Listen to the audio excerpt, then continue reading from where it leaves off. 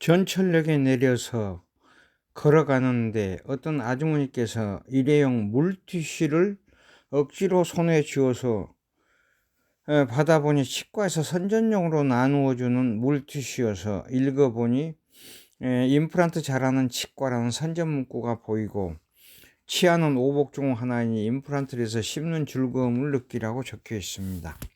임플란트는 자기 치아를 뽑고 그 자리에 인공 치아를 심는 기술입니다. 그래서 일반 치아 치료보다 임플란트 비용이 훨씬 비쌉니다. 임플란트 한 후 이상이 생길 경우는 더 큰 불편함을 느낄 수 있으며 부근 치아까지도 손상을 가져올 수 있습니다. 그래서 임플란트는 잘해야 됩니다. 나이 남은 분들에게 임플란트를 잘 이해할 수 있도록 말씀드리겠습니다. 이 영상에서는 임플란트에 대해서 말씀드리려고 합니다. 이 방랑자는 임플란트를 지금까지 3개 하면서 불편했던 사실을 환자 입장에서 경험을 말씀드리려고 합니다. 이 영상을 끝까지 보시고 임플란트 할 때 참고하시면서 구독과 좋아요 눌러주시기 바랍니다. 대부분의 치과 병원은 임플란트를 잘 합니다. 성의껏 설명도 잘 해줍니다. 이 방랑자는 원래 이가 튼튼해서 젊을 때는 오징어, 딱딱한 게장, 질긴 반찬도 씹어서 맛있게 먹었습니다.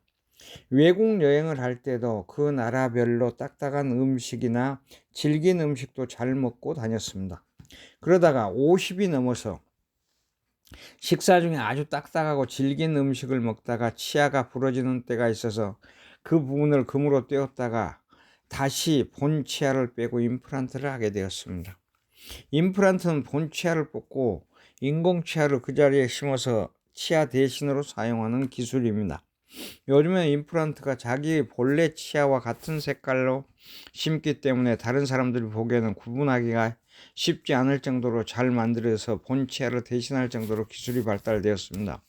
이 방랑자는 두 번째 치아를 임플란트 하면서 이가 흔들려서 가볍게 발치하였습니다. 그래서 임플란트를 2개 할 때까지는 엑스레이 찍고 발치하고 임플란트를 하면서 별로 불편함이 없이 본 치아와 같이 음식을 잘 먹고 맛있게 씹을 수 있습니다. 그런데 3번째 임플란트를 하면서 문제가 생겼습니다. 3번째 임플란트는 발치하면서 비용도 많이 들고 7, 8개월간 고생했던 경험담을 말씀드리겠습니다. 그럼 임플란트는 언제 해야 될까요? 제 경험으로는 결론적으로 임플란트는 본 치아가 빠지거나 빠질 때까지 사용하다가 최후수단으로 심으라고 말씀드리고 싶습니다. 인공 나사못을 뼈에 1cm 정도 박아서 인공 치아를 심는 기술이 임플란트이기 때문에 본니만큼 좋지 않습니다. 임플란트는 뿌리, 몸통, 머리 구조로 되어 있습니다. 임플란트는 치아 밑에 인대 신경이 없어서 감각기관이 없습니다. 아주 딱딱한 걸 씹어도 임플란트는 느끼지 못하고 임플란트 심은 부분에는 음식물이 잘 끼일 수 있습니다. 그래서 저는 평소에 치실과 치간칫솔을 사용합니다. 임플란트 수명은 약 10년 정도라고 하는데 사용하기 나름입니다. 저는 10년 훨씬 더 오래 사용하고 있습니다. 임플란트는 만능이 아닙니다. 3번째 임플란트를 할 때 자연 치아를 살린다는 유튜브 영상을 보고 그 치과에 예약을 하고 방문했더니 바로 그날 치아를 뽑고 임플란트를 심으라고 했습니다. 그래서 본니를 살리기 위해서 왔는데 왜 바로 임플란트를 해야 되냐고 물었더니 왼쪽 아래 어금니가 아프고 불편하기 때문에 원장께서 치아를 보더니 먼저 엑스레이를 찍어보고 정확한 치료를 하자고 했습니다. 엑스레이를 찍고 나서 어금니 부분이 염증이 심하여 본니를 살리기는 어렵다고 하면서 발치를 하고 임플란트를 하자고 했습니다.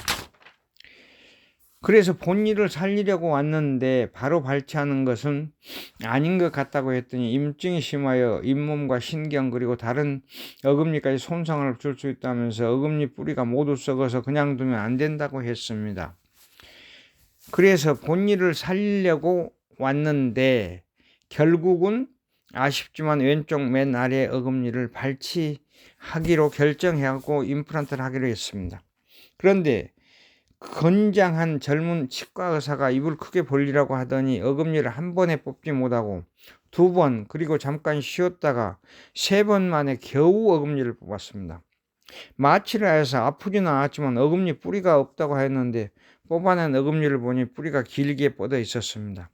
그래서 이 방랑자는 눈을 의심하면서 잇몸 치료, 신경 치료를 하면서 나중에 임플란트를 결정해도 괜찮을 것 같다는 느낌이 들었지만 이미 뽑은 어금니를 어떠하겠습니까? 그래서 젊은 치과 의사는 땀을 닦으면서 어금니를 발치했습니다고 말했습니다. 제가 환경보건학을 전공하고 보건학 분야를 알기 때문에 건강 부분도 잘 알고 있습니다. 그런데 이미 발치한 어금니를 어떠하겠어요? 그래서 다음에는 바로 임플란트를 심냐고 했더니 어금니 부분의 뼈가 약해서 뼈 이식을 해야 된다고 했습니다. 그래서 뼈 이식 비용과 치료비를 먼저 결제하고 그 다음부터는 1주 내지 2주 만에 한 번씩 예약을 하고 치과 병원을 방문했습니다. 그러면서 치과 의사의 진료를 받았습니다. 발치한 왼쪽 어금니 쪽으로 음식을 씹지 못하니 오른쪽으로 음식을 씹으면서 오른쪽 이 사이에 음식이 많이 끼었습니다. 한 2달 후쯤에는 회의 여행 일정에서 10일간 외국에 같이 갔던 일행 중에 한 사람이 틀니를 했냐고 물을 정도로 제가 음식을 조심스럽게 씹었습니다. 뼈 이식을 하고 난 몇 개월 후에 치과에 갔더니 치과 엑스레이를 찍더니 뽑은 치아 옆에 충치가 생겼다면서 레진 치료를 하자고 했습니다. 레진 치료는 충치가 있을 때 그 부분을 갉아내고 딱딱한 물질을 붙여서 이를 보호하는 치료법을 얘기를 합니다. 그래서 갈색이 약간 있기 때문에 레진 치료는 안 해야 되겠다고 생각하고 나중에 더 아프면 레진 치료를 하자고 했습니다. 그래서 레진 치료는 안 하는 걸로 결론을 하고 5개월 후쯤 지났더니 뼈는 잘 이식되었다고 하면서 임플란트를 어떤 것으로 할지 결정하자고 했습니다. 수입산은 비싸지만 오래가고 좋다고 권유했습니다. 스위스, 독일, 미국, 일본산을 권유했습니다. 그러나 이 방랑자는 미리 아는 치과 의사에게 물어보고 갔기 때문에 금액만 물어보고 국산 임플란트 괜찮다고 하기에 국산 임플란트로 결정했습니다. 국내에서 제조한 임플란트를 심으면서 본을 뜨고 크라운을 씌우는데 1, 2개월 더 소요되었습니다. 이렇게 임플란트를 심는데 본 방랑자는 7, 8개월이 소요되었습니다. 20, 30대 젊은 사람들은 운동하거나 넘어져 이가 부러져 임플란트를 하는 경우도 있습니다. 이런 경우도 신중하게 하시기 바랍니다. 그럼 임플란트 가격은 얼마나 될까요? 광고지 선전물 등을 보면 혹은 인터넷에 보면 29만원, 30만원, 40만원, 50만원 천차만별입니다. 65세 이상 어르신들은 본인 부담이 40만원 외입니다.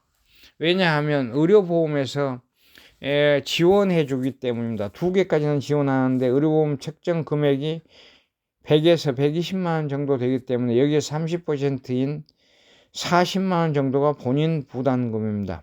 임플란트는 수입산이거나 비싼 것이 꼭 좋은 것도 아니고 저렴한 임플란트가 나쁜 것도 아닙니다. 임플란트 비용, AS 비용, 기타 비용 등을 감안해서 임플란트를 하시기 바랍니다. 다시 이 방랑자의 경우 임플란트를 하고 나서 6개월 후에 검사하러 갔더니 치과 엑스레이를 찍고 나서 임플란트는 잘 되었다고 하면서 이번에는 오른쪽 위 어금니가 염증이 나서 좋지 않으니 발치하고 임플란트를 해야 된다고 권유했습니다. 그래서 조금 더 아프거나 불편하면 치료받으러 오겠다고 하고서 치과 병원을 나왔습니다.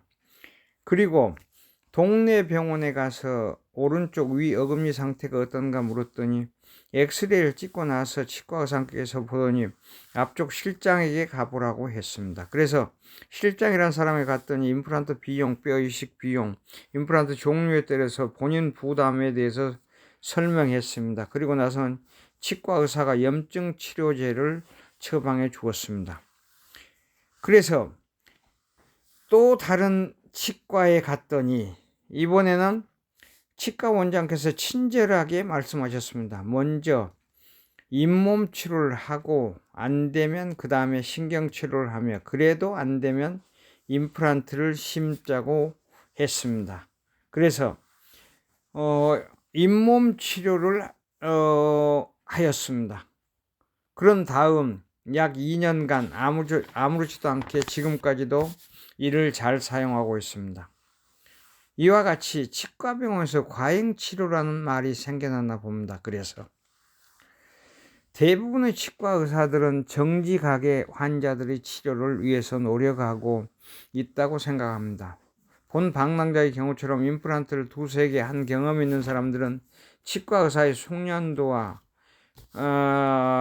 권유를 잘 알고 있습니다. 그래서 치과를 방문하면 먼저 치과 엑스레이를 촬영하고 치과 의사에게 검진을 하며 잇몸 치료, 신경 치료 그리고 나서 최후의 수단으로 임플란트를 하게 됩니다. 임플란트는 최후 수단이어야 됩니다. 아무리 좋은 임플란트라도 본치아만큼은 못하다는 사실을 알고 본치아를 끝까지 사용하면서 흔들리거나 빠질 때까지 사용했으면 좋겠습니다. 그리고 젊은 사람들은 운동을 하면서 넘어졌거나 이가 부러졌을 때도 임플란트보다는 다른 치료 방법을 찾는 게 좋다고 생각하며 치열이 고르지 못하다고 이를 빼고 임플란트를 하는 경우는 안 됩니다. 원래 치아보다 좋은 임플란트는 없다고 생각합니다. 평소에 치아 관리를 잘하여 건강한 생활을 하시면서 치과 병원에서 정기적으로 검진을 하였으면 좋겠습니다. 치아가 건강해야 맛있는 음식도 먹고 건강한 생활을 할 수 있습니다. 건강한 100세 시대를 살기 바랍니다. 감사합니다.